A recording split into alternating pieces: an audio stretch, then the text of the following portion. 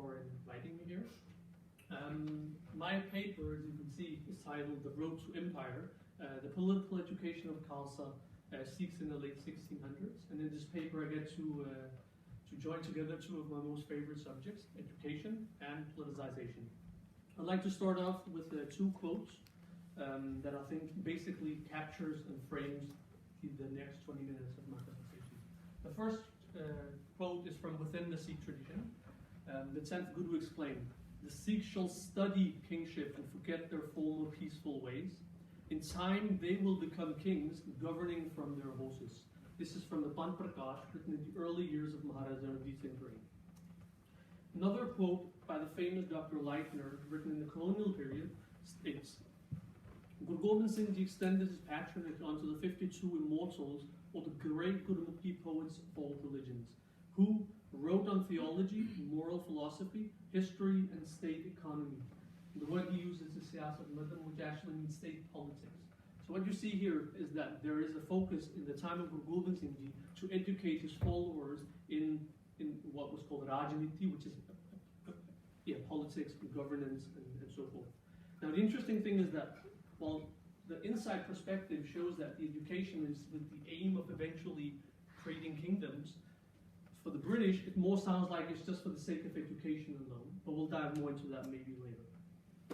Alright, so in the next 20 minutes we'll be exploring the development in the Anandpur court, the development of a culture of political thinking, and we'll explore some of the vast writings that were composed and contained in the Anandpur library.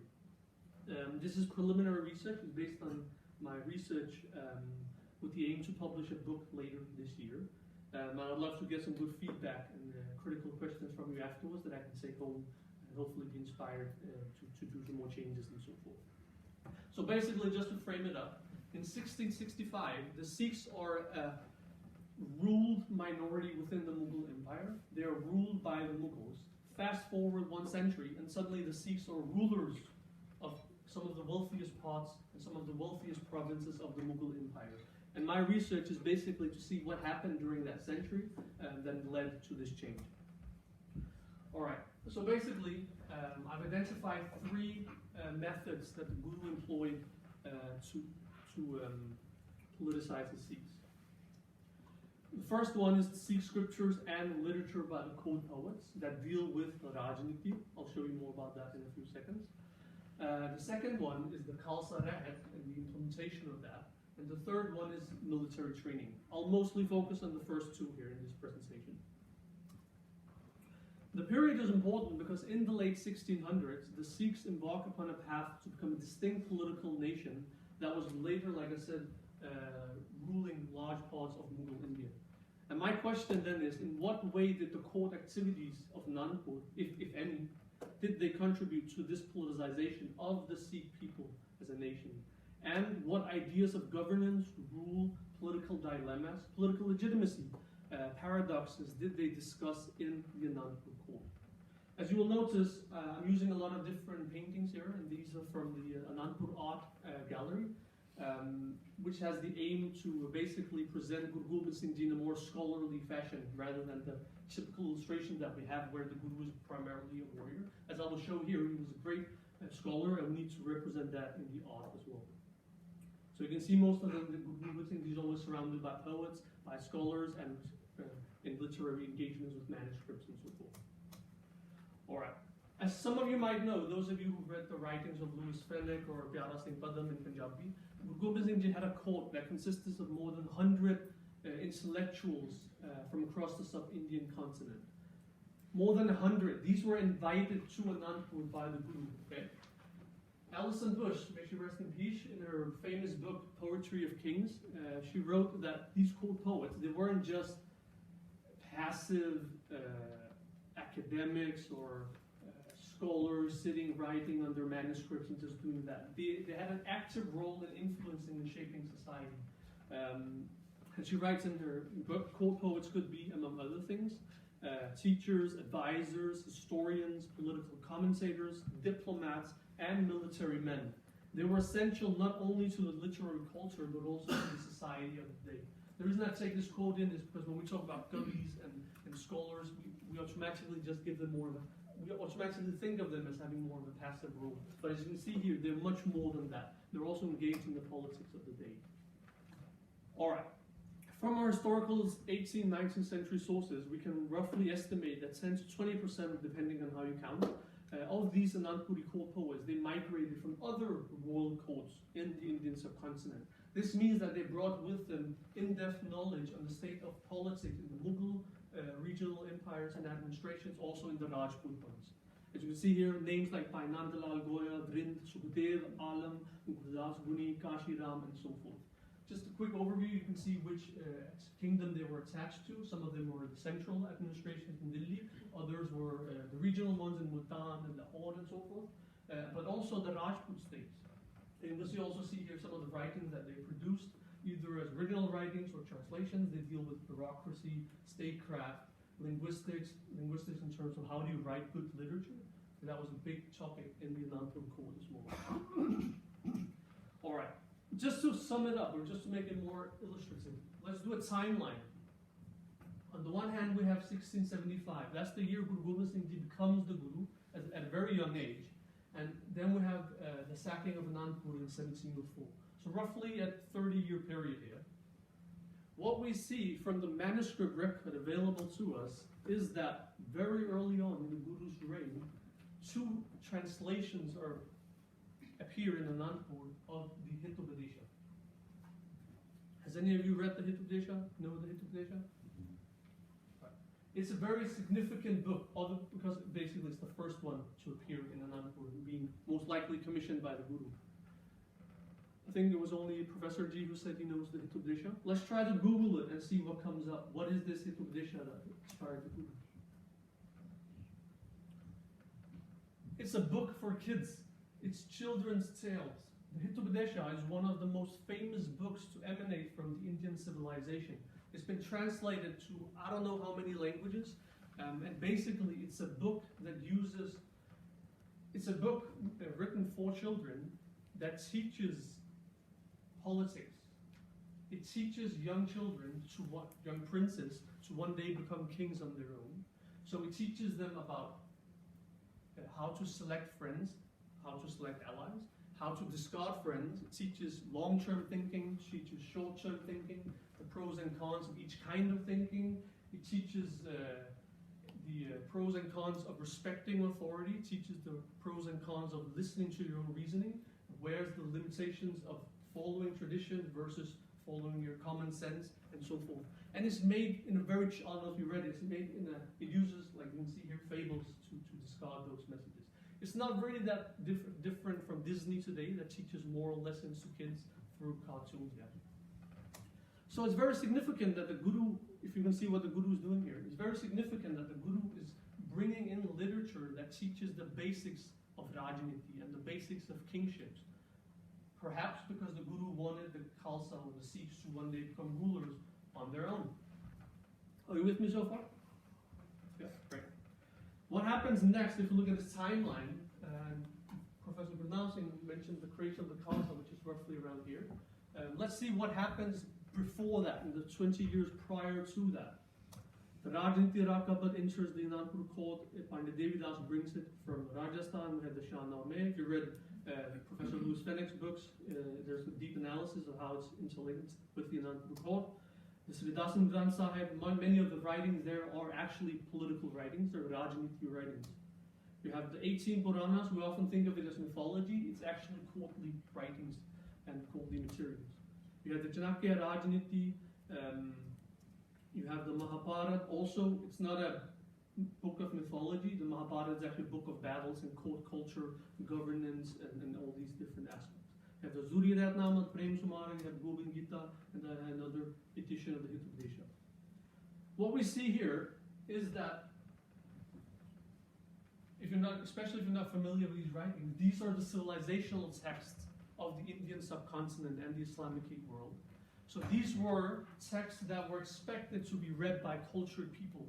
The same way us sitting here in Europe, we're expected to be, if you want to be taken seriously well, at least in Denmark where I'm from, if you want to be respected as a cultured person, you have to read Shakespeare, Adam Smith, Aristotle, Habermas, all these different philosophers. You need to know them in order to become seen as a cultured person. Guru Gobind Singh, living in the Indian subcontinent, is bringing these writings to the attention of the Sikhs in order for what? We'll explore that in a bit.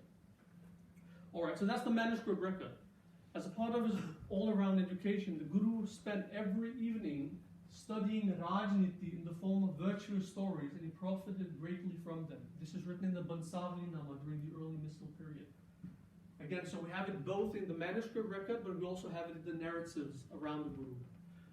As you saw in my abstract, this didactic and Anpuri literature we saw on the timeline, it covered all aspects of governance if you just combine it all together, spanning from territorial and organizational formations of governments, bureaucracy, administration, how to navigate in palace politics and political intrigues, and also has just these wider philosophical reflections on political dilemmas and statecraft.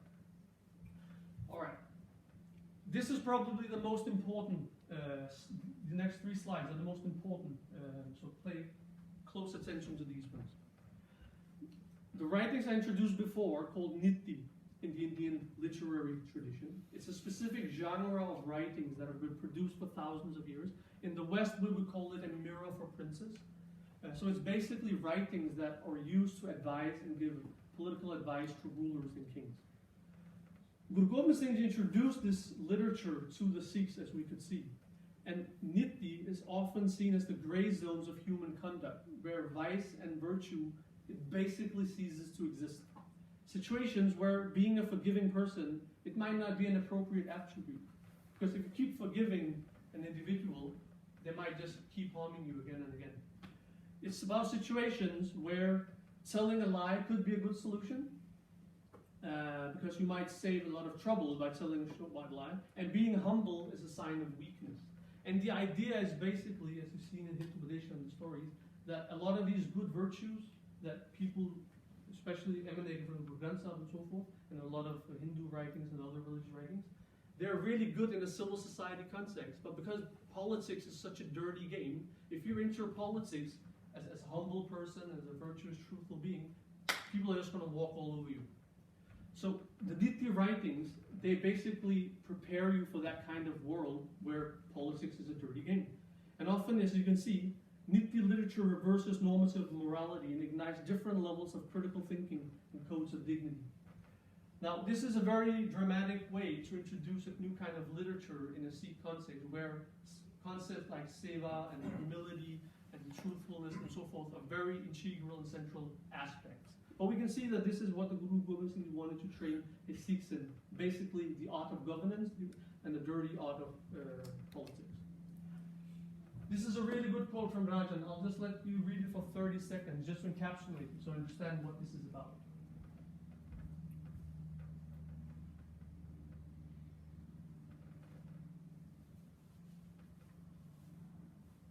Could niti be translated as ideology, as Gramsci might understand it, like Chanakya niti? Let's come to that later. Okay. You can see here.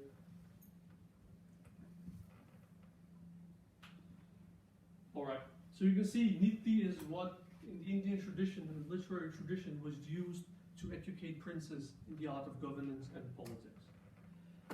Quick translations. I'm working on translations of Chanakya Rajaniti, who's a court poet of Senapati, was a court poet of Guru Gobind Singh Ji. He translated this book called the Chanakya Rajaniti.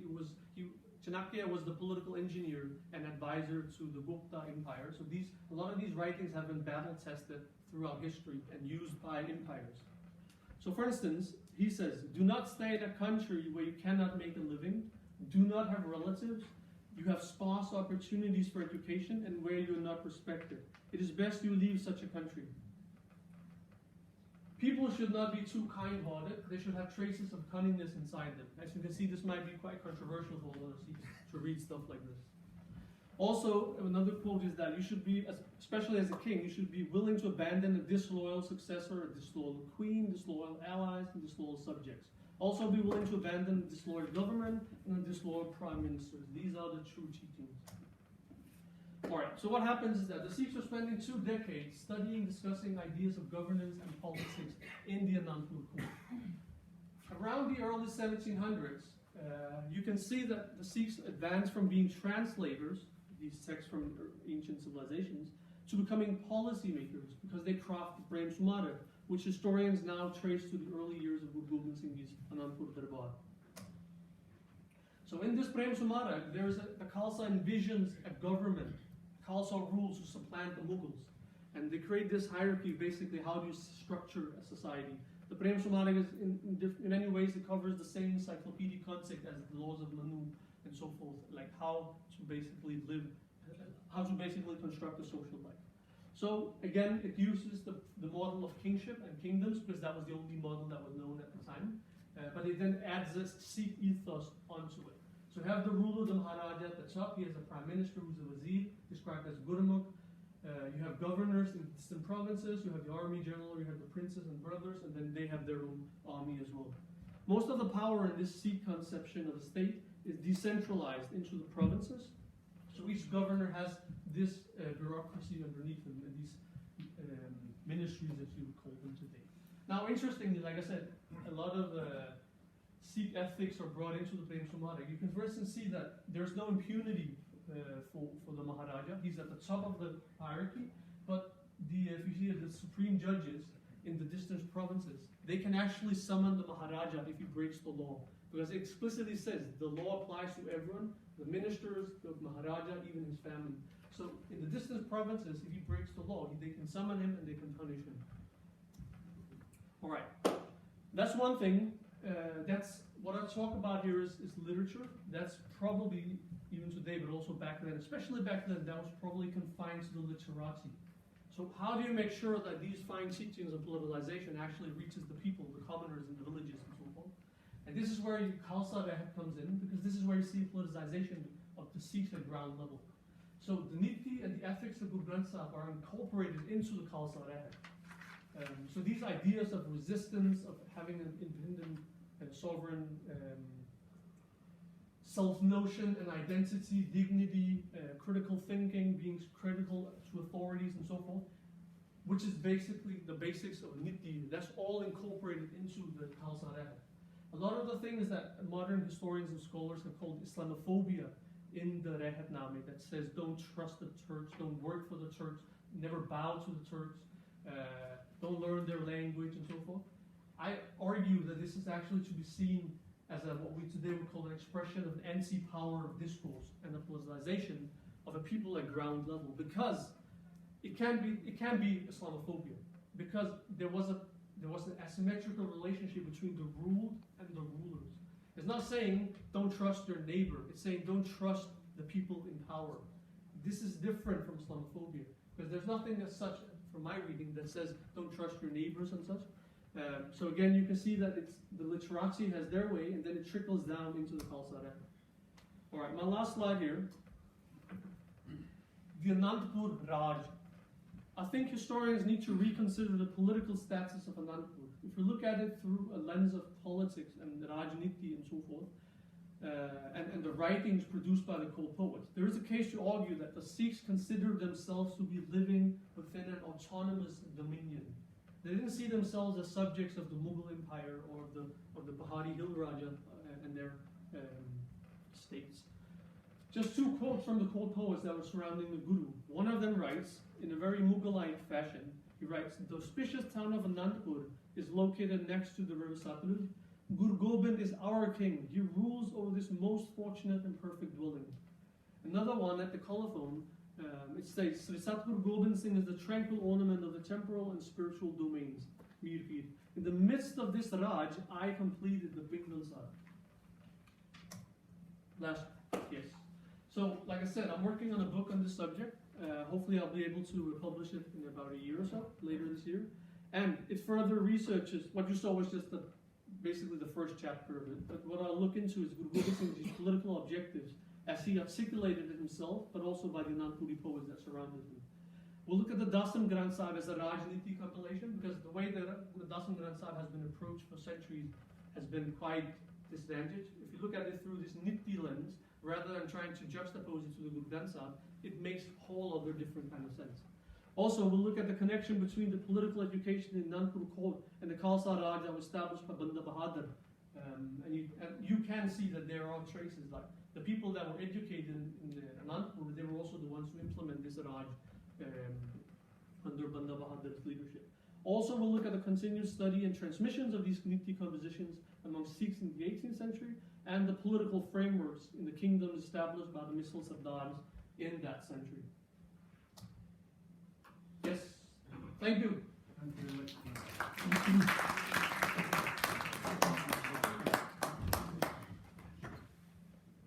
So, two very rich presentations, and I'm sure there's lots of questions and thoughts that people have. So we've got